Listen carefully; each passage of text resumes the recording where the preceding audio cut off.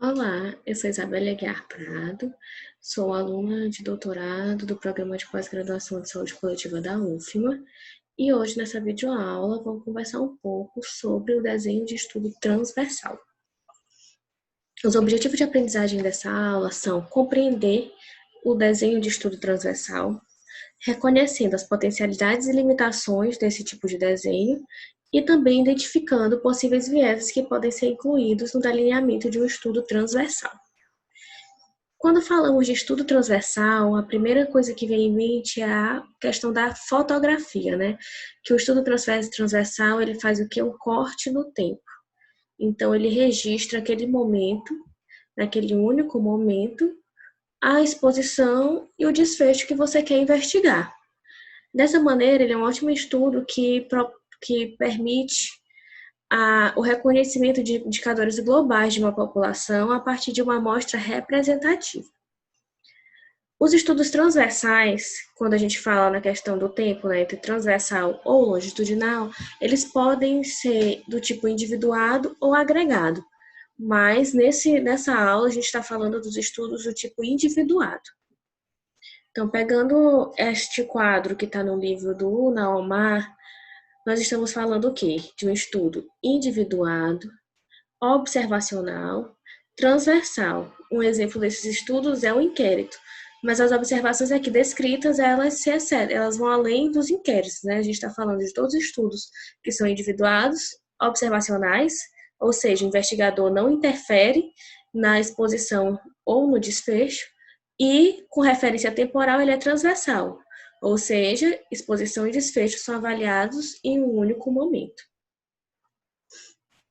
Como é que é um desenho de estudo transversal? Então, a partir de uma população definida, e aqui essa população ela pode ser um pouco mais específica, a gente pode estar falando de menores de 5 anos, a gente pode estar falando de idosos, a gente pode estar falando de trabalhadores de algum segmento. Então, a partir dessa população, a gente vai capturar dentro dela alguns sujeitos, né, que vão representar o quê? A nossa amostra. Essa amostra, dentro dela, vão ser identificados os grupos que têm a doença ou a condição que estamos investigando e foram expostos aos fatores de risco que a gente sugere que estejam ali relacionados.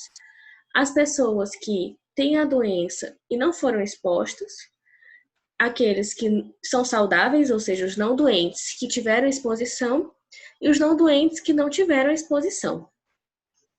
Então, nesse estudo, essa questão da inserção de uma amostra representativa da população é um ponto muito positivo.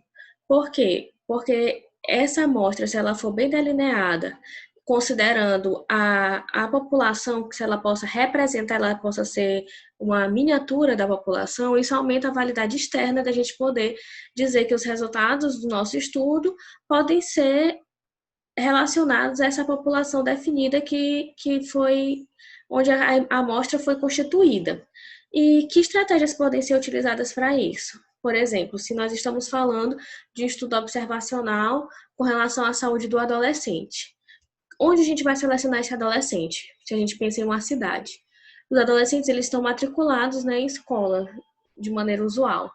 Então, nós podemos pegar uma listagem das escolas e, a partir dessas escolas, a gente pode fazer sorteios das escolas, das turmas e dos alunos que vão participar, incluindo nesse sorteio todas as escolas da cidade. Então, a gente acaba tendo uma maior variação de seleção desses participantes, de maneira que possa representar a população que eles foram ali selecionados. E aqui o que estávamos comentando, né, sobre a questão da amostragem. Então, a amostra representativa ela vai ser uma amostra probabilística e ela permite essa generalização dos resultados. Então, o que nós vemos aqui com a nossa lupinha, que é a nossa amostra, ela é similar ao que está aqui em toda a população. Então, por que fazer um estudo transversal? Os estudos transversais também são conhecidos como estudos de prevalência. E o propósito desse estudo é descrever as características de uma população. A exemplo disso, nós temos os inquéritos, tanto os inquéritos do IBGE quanto os inquéritos domiciliares de outras naturezas. E hoje a gente está vendo vários inquéritos que investigam o quê? Sorologia para a Covid-19. E o propósito desse inquérito é estimar a prevalência da doença, seja no estado, seja em um município. Além disso, os estudos transversais, mesmo que eles capturem em um momento único exposição e desfecho, eles podem fazer teste de associação e buscar relações causais entre essas variáveis estudadas, contanto que seja muito cuidadoso com relação à temporalidade. Algumas variáveis, elas têm isso de maneira muito clara. Por exemplo, baixo peso ao nascer é uma variável que você pode, ali no momento do estudo transversal, coletar de uma maneira segura, né, a partir de um registro. Provavelmente isso não vai ter um viés de memória, se a criança teve baixo peso ao nascer ou não. E ela vai ser uma exposição anterior a um desfecho que pode estar ali relacionado a alguma dificuldade na vida escolar. Então, isso aí garante essa questão da temporalidade. Mas nem sempre é possível garantir. Então, nesses casos, as relações de associação têm que ter todo esse cuidado de definir que não são necessariamente relações causais. E essa fonte de dado, né? Como eu falei um pouco, a fonte de dado para os estudos podem ser entrevistas, podem ser os exames, né? No caso, os exames para a identificação de COVID, né? Pode ser os exames laboratoriais, podem ser exames clínicos, e dentre outros. Ou também os testes,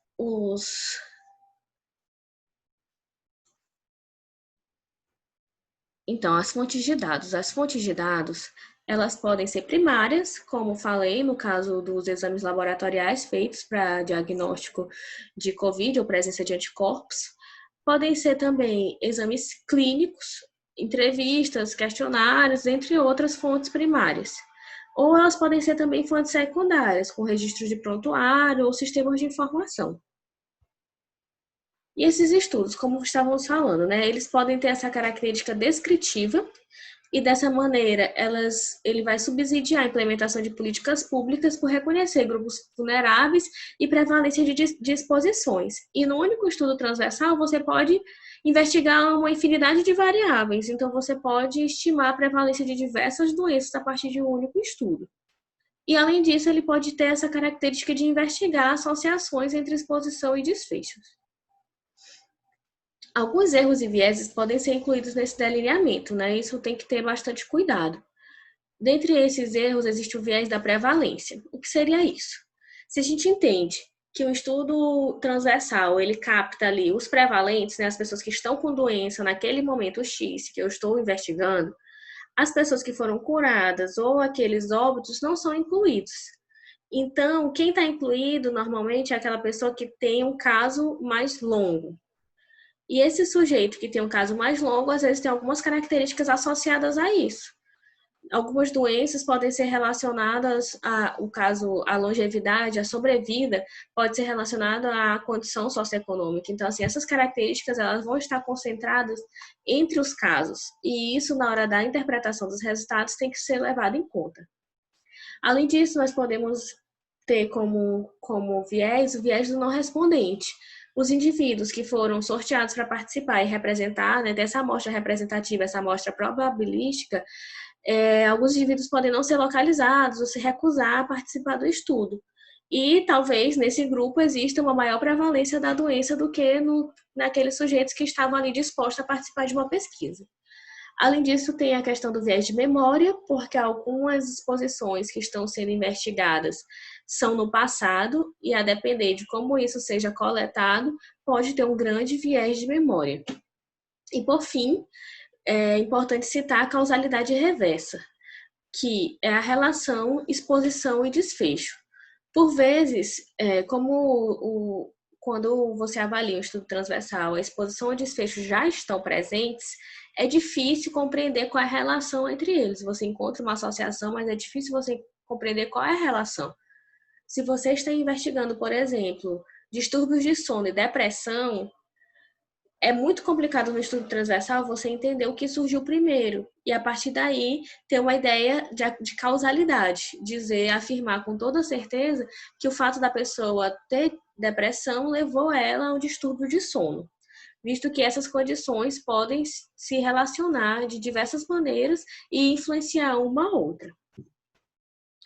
Então, quais são as limitações desse estudo? As limitações vão ser relacionadas a não medir incidência, já que é um estudo, um corte único no tempo. Também é um estudo que não é indicado, estudo transversal, para desfechos raros, porque seria necessário uma grande inclusão de uma amostra bem grande para poder ter casos dentro, né? A prevalência baixa fica muito difícil de fazer a partir de estudos transversais. A questão das associações causais e a temporalidade, que já conversamos um pouco. E, por fim, a exposição ser medida se a exposição atual e talvez essa exposição seja diferente da exposição no passado. Um exemplo, uma pessoa fumou muitos cigarros por dia durante toda a vida. E aí ela teve diagnóstico de alterações celulares e que talvez pudesse evoluir para um câncer. Esse diagnóstico fechado nas limitações. Então, os estudos transversais, eles não medem a incidência, visto que eles avaliam em um único momento, então você vai ver os casos que estão ali ativos naquela hora, os casos prevalentes. E eles também não são indicados para desfechos raros, porque se você vê um desfecho raro, a partir de uma amostragem, vai incluir pouquíssimos casos na sua população. Além disso, tem que ter bastante cuidado nessa questão das associações causais a partir da ideia de qual é a temporalidade que existe aí entre exposição e desfecho. E, por fim, é importante pensar como uma limitação a coleta da exposição. Você coleta a exposição, às vezes, de maneira a ver a exposição atual.